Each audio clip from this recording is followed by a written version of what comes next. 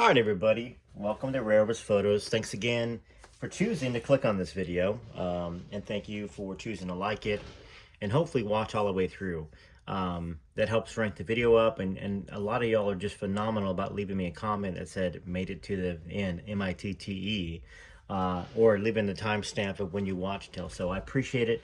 I can see all the statistics and y'all are wonderful, and you're spreading the message. The messages that need to be told about Elvis and Kathy. Lisa's message from here to the great unknown. This story about Lucy DeBarbin and her daughter Desiree, whether she is Elvis's daughter or not.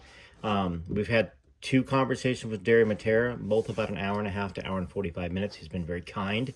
He's been very honest with how he feels, that he feels that this is a true story. And he's willing to back it up, even though he's not making any money off of this. This has been out of print forever. So he doesn't get a single dime to come on and talk to us. He's doing it out of the love he has for Desiree and he had for Lucy. So keep watching these series. If you don't know what I'm talking about, click on Rare Elvis Photos after this video is over and go to playlist and you'll see Are You Lonesome Tonight? And start from the beginning.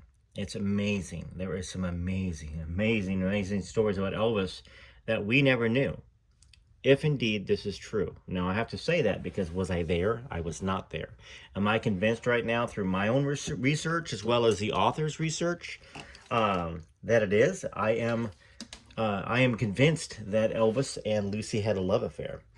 I haven't even got to the section yet, really, where Desiree was conceived.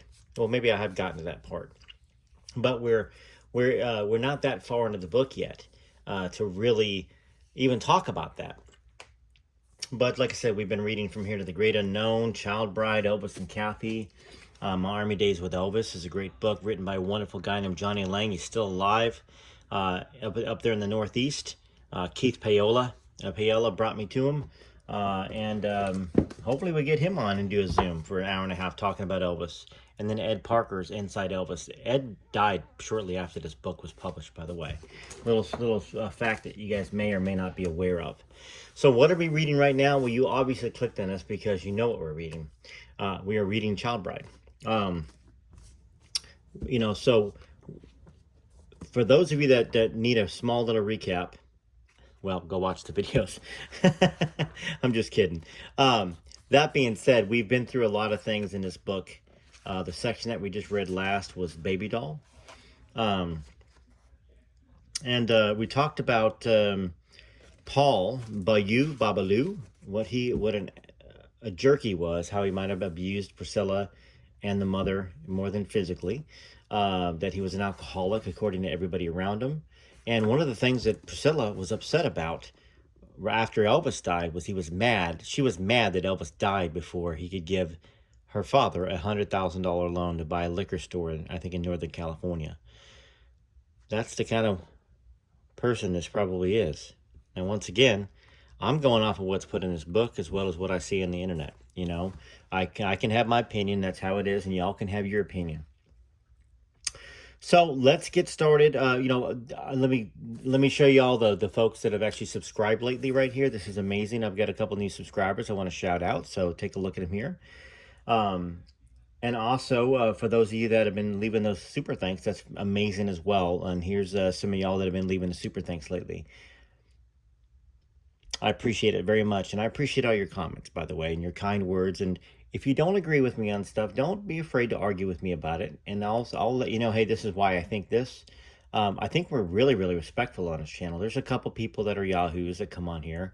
And I try to give them as much respect as I can because they might be drinking. They might be under the influence at a time, or they just may not even read it or watched it, and they're just spouting off based upon what they feel, what they think, without any research. So let's get into it. Chapter 18 of Child Bride by Suzanne Finstead. Barney Williams was banished into romantic exile by Priscilla on Halloween, 4 months after they met. The approximate length of her German rhapsody with Elvis. The reason he suspected was that he didn't drive. As usual, Priscilla had a standby. Her new love interest was an old love, Tom Stewart. The Tom and Priscilla relationship was an enigma to their classmates, who were never certain why they stopped seeing each other even the fall before. Thus, they were not surprised when the two reconnected sometime after Halloween. You never associate Tom with anyone but her, offered Ron Red, another senior. It was serious, confirmed Barney, who became close friends and drinking buddies with Tom after Barney's romance with Priscilla faded. It was a serious thing. He said he loved her. When we would go out drinking, he would go into all kinds of stuff. Tom told Barney he had been intimate with Priscilla, and I believe that's true. It's what he says, but more than likely, what he said is probably true. I remember he used to ask me all the time, Barney, did you ever have sex with Priscilla? I said, no, I never did. Of course, he didn't believe me because he kept asking me. He was just jealous, and I guess he was in love with the girl, He was really in love with her.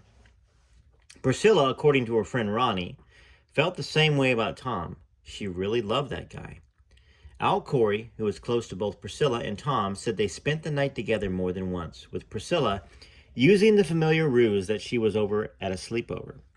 This was plausible, for Bronny remembered a slumber party at her house that Priscilla and Liz Williams attended, and then they both snuck out the window, and they came back the next morning about the same time that my daddy was getting up to go golfing. Al added that the old man, Paul Babaloo, would call the air police to pull Priscilla away from Tommy. So Priscilla has been spinning all of these stories.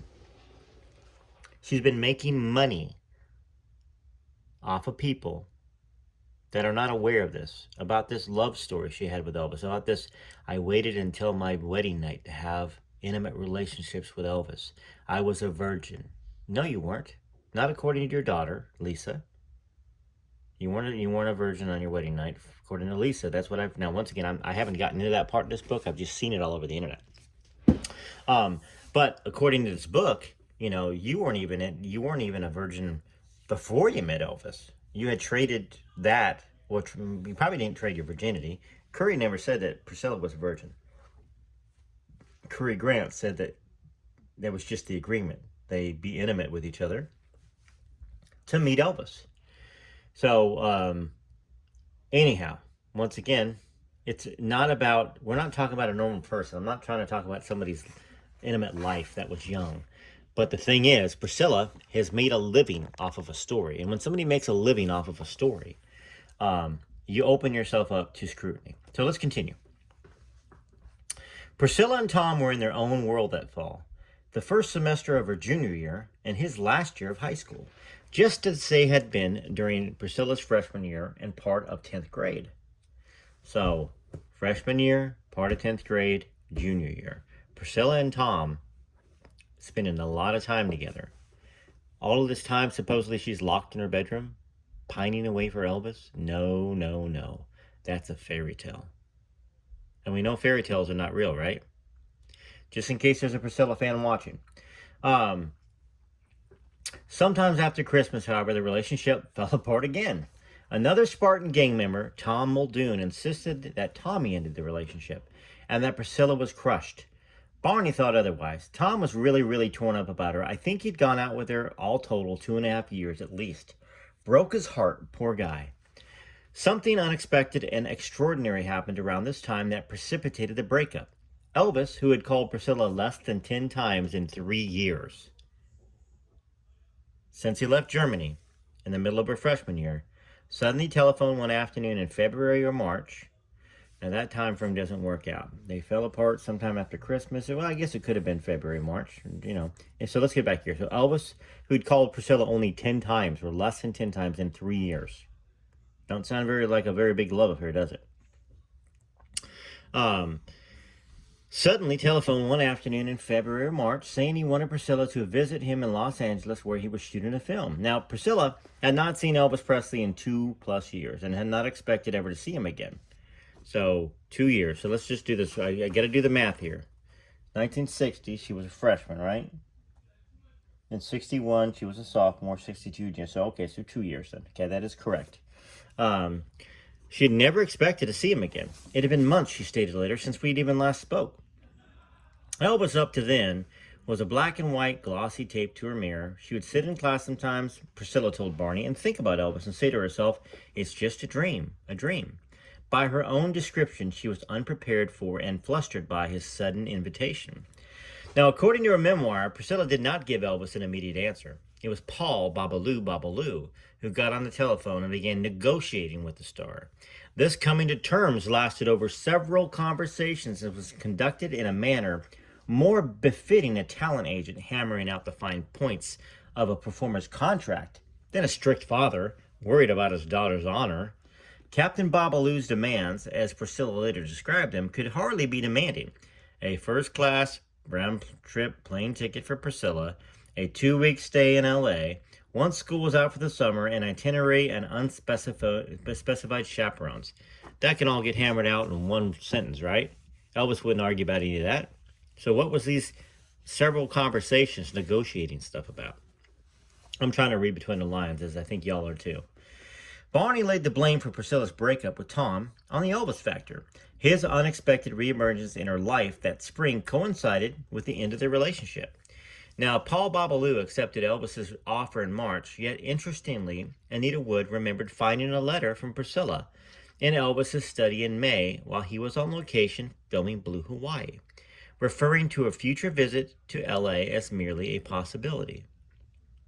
Anita, who read it top to bottom, did not consider it a love letter. Both facts hinted at possible doubts on Priscilla's part. So from Priscilla to Elvis, when Anita read it, it didn't look like a love letter. Like, oh, I miss you, I love you, can't wait to kiss you. None of that stuff.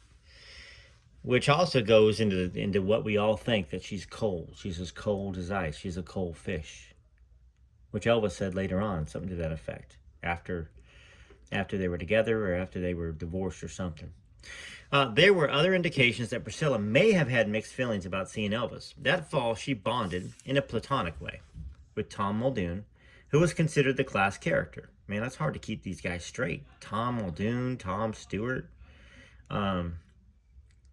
So Priscilla and Tom pretended to go to Catholic catechism together, but ducked out to go to the teen club or some other forbidden venue to talk. Tom, who became her confidant, described her later as despondent over her breakup with Tommy, which he insisted was Tommy's doing, presumably because he was jealous and angry over Priscilla's planned trip to California. He was upset, Barney affirmed, but who can compete with Elvis Presley? I told him he should just forget about her. Of course, he didn't. He really loved her a lot. You don't have that kind of love unless you're intimate with somebody, like physically intimate. You move on, especially a guy like that, where they all said he would go out and pay working girls, that sort of a thing. So he was used to it. He was used to having that. Priscilla reacted by spinning into a dating frenzy from March to May when her trip to see Elvis was scheduled. The mythic version was that she did this for her parents' sake. She later said, I had to be very careful. I withdrew a bit, and they were concerned about me. Even though I had no desire to date, I had to become normal again.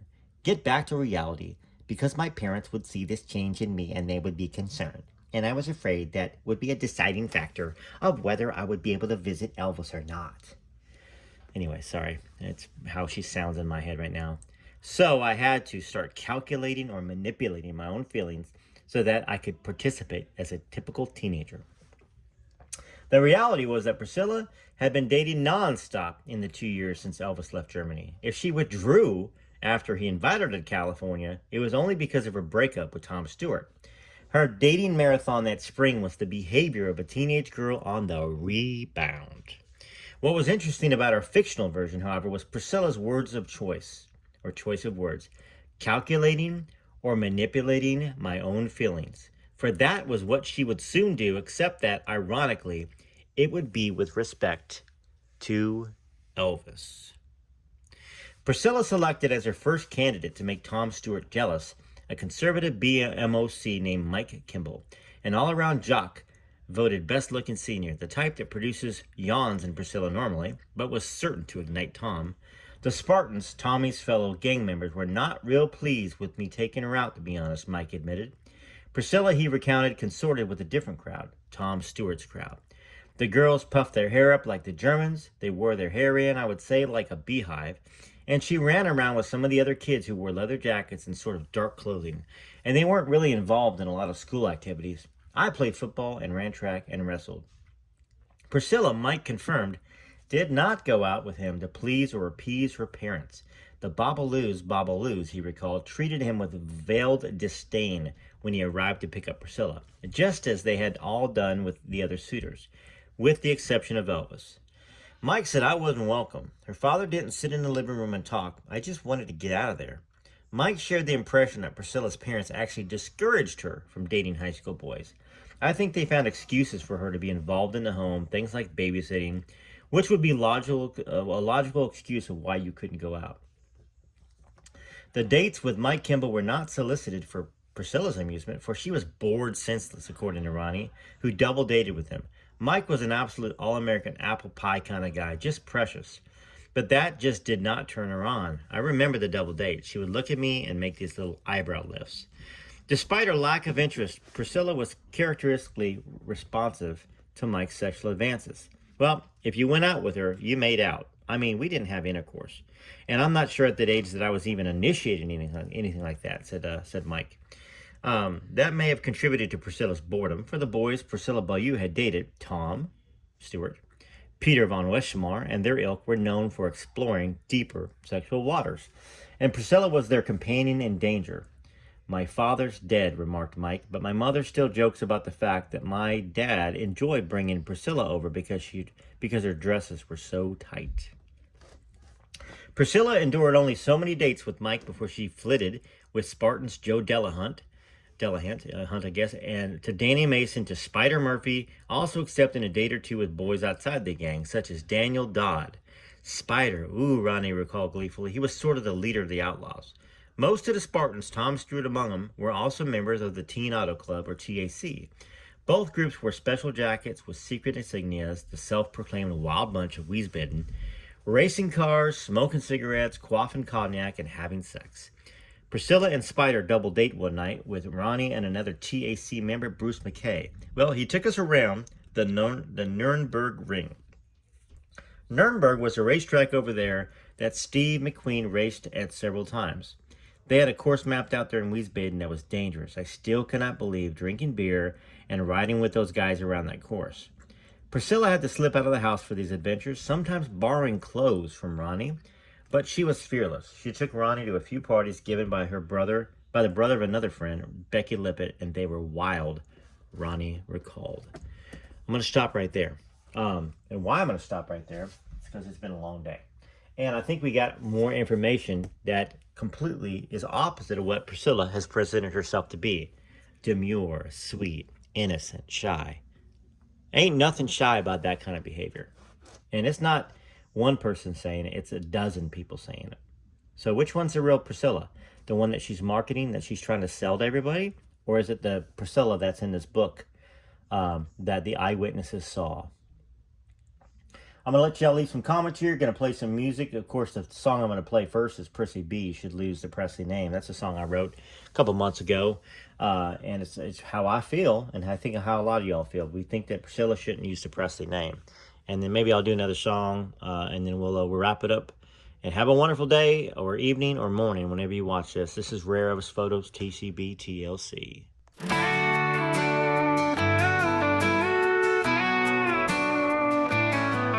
Lisa was the sweetest girl. Her daddy loved her so. Prissy took her to L.A., replaced Elvis with Mike Stone. Then she ran out of cash and sued the king of rock and roll. Made him sell his royalties and play show after show. She put Elvis in an early grave, then laughed upstairs at Graceland. At least that's what a witness said, when Prissy should have saved him. Instead she drank poor Elvis and took Lisa Marie away. Elvis fans, they don't forgive her to this very day. Prissy B should lose the Presley name.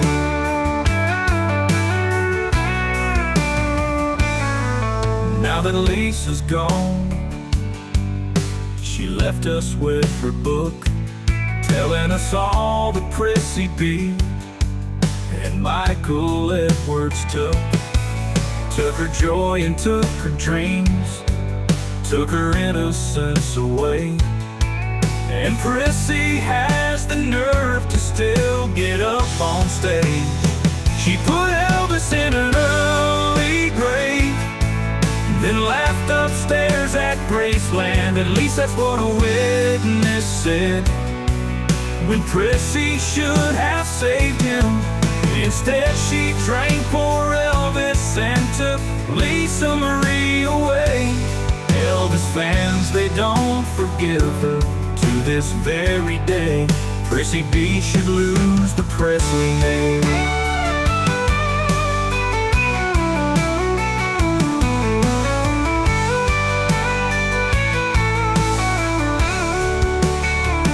Now that Lisa's gone, she left us with her book, telling us all that Prissy B and Michael Edwards took her joy and took her dreams, took her innocence away. And Prissy has the nerve to still get up on stage. She put Elvis in an early grave, then laughed upstairs at Graceland. At least that's what a witness said.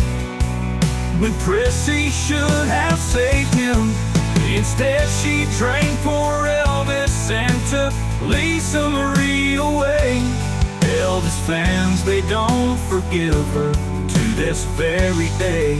Prissy B should lose the Presley name. Prissy B should lose the Presley name.